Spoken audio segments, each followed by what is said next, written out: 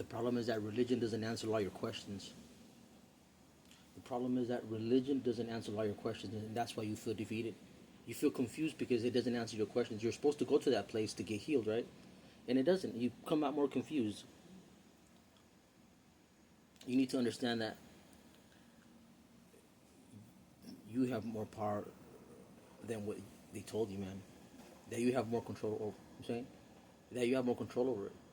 That that's what it is. That's why you feel confused. Because where you were supposed to get the answers, it's all bogus. It's all a made up story. So your little bubble got popped, right? Because you find out that once you find out that it's all a scam, then where do you go? Do you lose your faith? No, you don't lose your faith. You just got to mature and grow.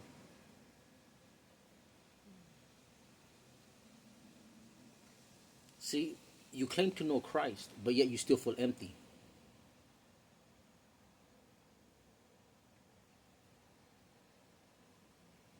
Why is that?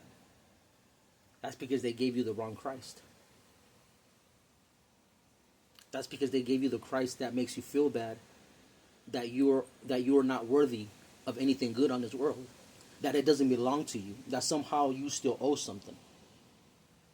That's the Christ that they preach to you. That you still, the Christ that still needs a 10% of your wages to be Christ, is the Christ that you've been, saying, worshiping. The Christ that still needs sacrifices for you to be right. That's the Christ that you follow. That's the Christ that the church taught you to follow. And you still feel trapped. Why? That's because that's the wrong Christ. See, it's all based off the 10% of your salary. And they tell you that does a man rob God. And you can, right? You claim to know God, but look at the way you're feeling. Look at the way you're feeling, and you claim to know God, and you're in church. Okay?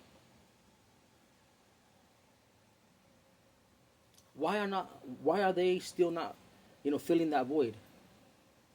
Why do you still feel like you don't have a purpose or like you're lost? Isn't the church supposed to answer that for you?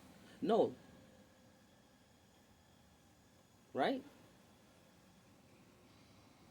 But they didn't. They still left you in the dark. But you pay your 10% every week. You pay your 10% every time you get paid. And then when you don't pay it, you curse yourself. You go, damn, I should have paid it. Now nothing's going to go good no more.